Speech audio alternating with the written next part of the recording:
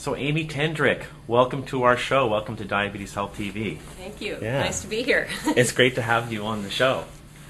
So I've seen your career and your fame just sort of shoot up like a rocket.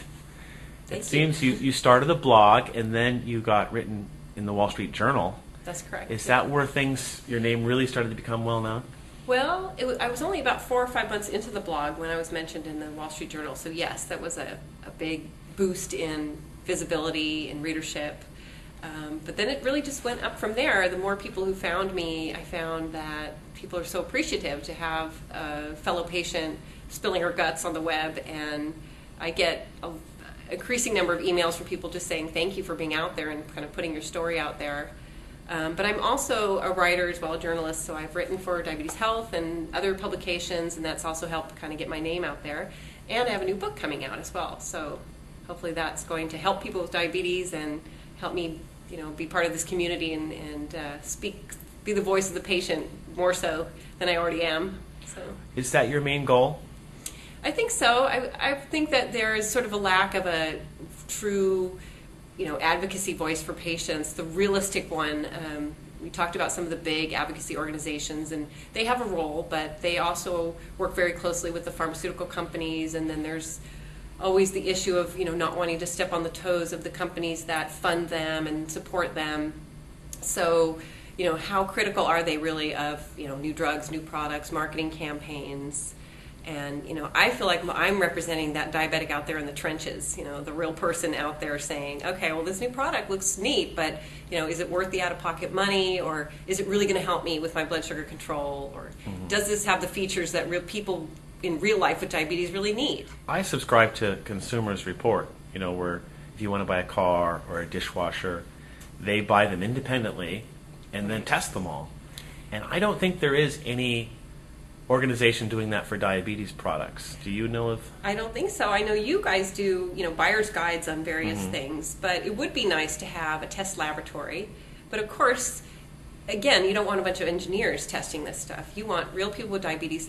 And the thing about diabetes products is that, it's one thing to test it in a clinical setting, but it's another thing when you go out and you're driving around, in my case, in my minivan with my children, and I'm running from one destination to another, and I'm eating on the run, and, is this product really conducive to the lifestyle that most of us have? I think that the testing of these products in some cases would have to be more like a field study, get some diabetics together who have in different walks of life and let them take this product out into their real world and see what they like and don't like about it. In a lot of cases that has to do with things like for pumps, shower patches, is it waterproof, are the features too hard to fuss with, if it has a bolus wizard, is it something I can figure out, or is it just too much trouble, it's not even worth it? Those kind of things. I mean, there's a real practical level of trying to have a life and control your diabetes at the same time. And in order to take advantage of all these great technologies, you shouldn't have to put your whole life aside and just do that. So, that it's wonderful that more and more things are coming out that are really user-friendly and that hopefully have been, really requested by the actual people with diabetes, not just being pushed by engineers. So, do you do anything to market your blog? Well, there's obviously a whole community now online, so there are, I think I was about number 5 person who had a diabetes blog, and now there are hundreds. I think the latest count is 145 or so. So we interact with each other a lot. I've interacted with all the other diabetes websites that I can find, because I know we all reach sort of different segments of the community of people with diabetes. But I'm also, again, I'm writing for a number of newsletters now. I've been approached by a lot of organizations asking me to, submit articles and things like that. So obviously I always put my URL in there. I love it when people find me because I'm also running a series, for example, called the Diabetic Partner Follies, where we're encouraging partners of people with diabetes to send in their stories about what it's like and, sort of best practices or some of their frustrations. And for your website? For my website, Diabetes and it's Mind? had very, very good response to that. And so, again, people can't take advantage of it if they don't know it exists, right? That's the Diabetes Partner Follies. It's called the Diabetes Partner Follies, and it's a series on my weblog. And I have a series of articles. Series of basically they're submissions by readers. So people send in a story and say, I'm a 38-year-old wife of a type 1 diabetic, and he has lows every night and been really hard on us, and or they just tell a funny instance, just anything people want to share.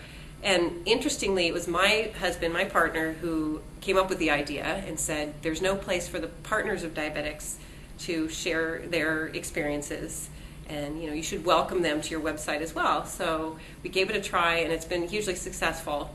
So I try to post that at least once a week, but we have a section on the site with those stories, and that's been another way to reach out to more people affected by the disease. So that's great. I think that's very creative. When I was involved here in San Francisco, I helped put this conference on for the ADA, the American Diabetes Association.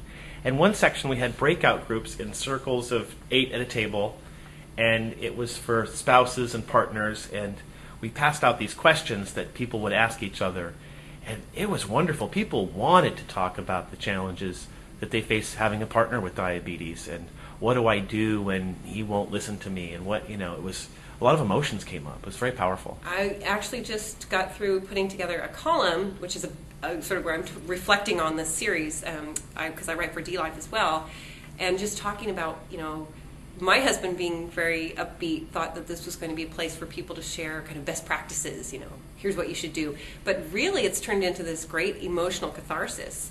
These stories of people saying, I love this person so much and I want to be helpful, but where do I stop? Am I intervening? Am I showing that I don't trust them if I try to get involved in their carb counting and their their eating habits? Or in a lot of cases, people who do try to have tight control have a lot of hypoglycemic events, and I had no idea how hard that is on partners. So it's when you have diabetes, you're living with it, but so are your loved ones, and I think that's what really came across. It was like, wow, all the things they have to go through, and they're constantly asking themselves, at what point should they intervene, especially if they think their loved one's health is at risk.